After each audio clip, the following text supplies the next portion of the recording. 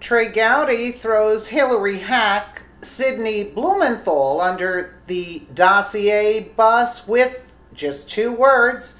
By Dan Lindsay, Politics US News from AdWorldNews.com.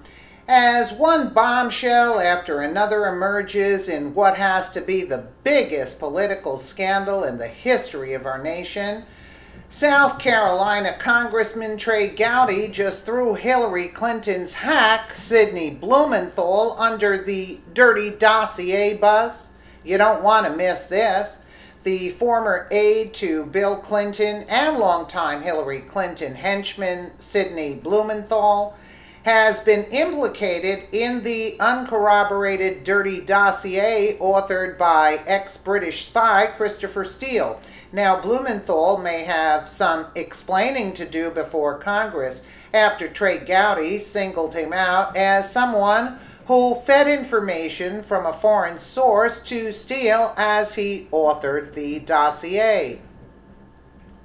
During an interview with Fox News' Martha McCullum on Tuesday, February 7, 2018, House Oversight Committee Chairman Trey Gowdy said that you are really warm, quote, if you believe Sidney Blumenthal was a key player in the team of conspirators who fed information from a foreign source to Christopher Steele, according to the Gateway Pundit.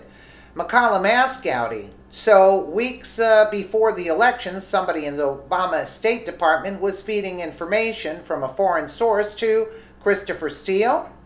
Gowdy replied, when you hear who the source, one of the sources of that information is, you're going to think, oh my gosh, I've heard that name somewhere before. Where could it possibly have been? McCollum asked Gowdy to clarify the foreign source. She asked. Gowdy continued, now I'm trying to think of how Secretary Hillary Clinton defined him. I think she said he was an old friend who emailed her from time to time. Well, let's just take a listen. So Sally Yates signed off on these FISA warrants. Andrew McCabe signed off on them. So did Rod Rosenstein. You don't believe that they had any conspiratorial drive in presenting that dossier to get that warrant, to listen in on Carter Page's phone calls because they didn't want President Trump to be elected? That's such a serious allegation. You would have to have something other than the fact that they were signing documents that led me to draw that conclusion. I'm really troubled by what I've read in the struck page text. It is manifest bias in a way that I've never seen it before. That troubles me more than the fact that Rod Rosenstein did not feel the need to do independent research to corroborate assertions made in a court proceeding. If there's no evidence of conspiracy, I'm loath to accuse someone of it. So Chairman Nunes, who you worked with on this memo, has suggested that there's a lot more to come and that the investigation continues. It looks like the next place that you all are looking at is the State Department during the Obama administration. We know that there was a criminal referral that was made by Senators Graham and Grassley. In it, it includes this. The foreign source gave information to an unnamed associate of Hillary and Bill Clinton, who then gave information to an unnamed official in the Obama State Department, who then gave the information to Steele. What do you know about that? Everything that there is to know about it, and I've known about it for over a month. If you go and read the documents in the Department of Justice, you see it. I'm troubled by it. It is one reason I have tremendous respect for Michael Horowitz, who's the Inspector General of the Department of Justice. It's one reason that I reject the notion that the IG himself alone can investigate the Department of Justice, because there is a State Department component to this. It needs to be investigated. I don't view the investigation in terms of stages. To me, it's just one continuous investigation in pursuit of all relevant facts leading towards the truth. I'm pretty troubled by what I read in the documents with respect to the role the State Department played in the fall of 2016, with including information that was used in a court proceeding. I am troubled by it. So weeks before the election, somebody in the Obama State Department was feeding information from a foreign source to Christopher Steele. when you hear who the source or one of the sources of that information is, you're going to think, oh my gosh, I've heard that name somewhere before. Where could it possibly have been? And the foreign source? The domestic source. And I'm trying to think how Secretary Clinton defined him. I think she said he was an old friend who emailed her from time to time. Sidney Blumenthal? That'd be really warm. You're warm. Yeah.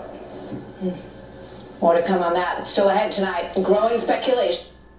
Well, McCollum's questions for Gowdy stemmed from allegations in a criminal referral by Senator Chuck Grassley and Lindsey Graham that a foreign source gave information to a Clinton associate, Sidney Blumenthal, who then passed the information to an official in the Obama State Department, who then gave this information to Christopher Steele.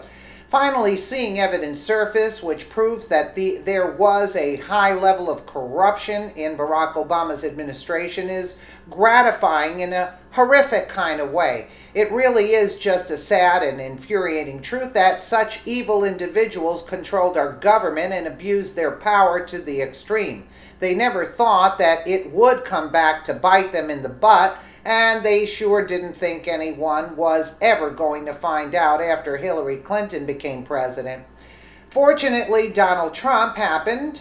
Now we get to see exactly how Barack Obama and Hillary Clinton operated and used different people inside the government, such as the FBI Director James Comey, who applied for the FISA warrant after people outside the government, such as Christopher Steele, did their part to create a fake reason to secure the warrants.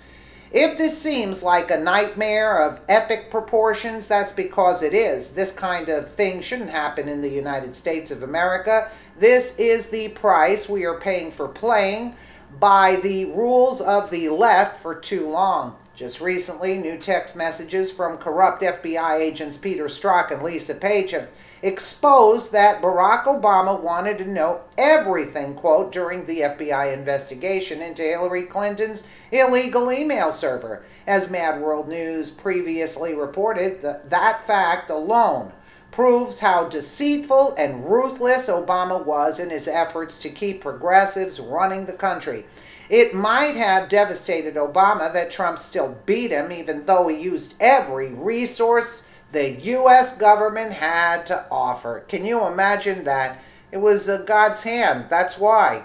It's time for Jeff Sessions to come out of hiding from under that rock, I might add, that he's hiding under, and do the job President Donald Trump hired him to do. Now, there is documented evidence of criminal behavior on several individuals, including former Obama administration officials and FBI agents. If Sessions does not take action to protect the interests of the American people, he needs to go. Absolutely. Absolutely.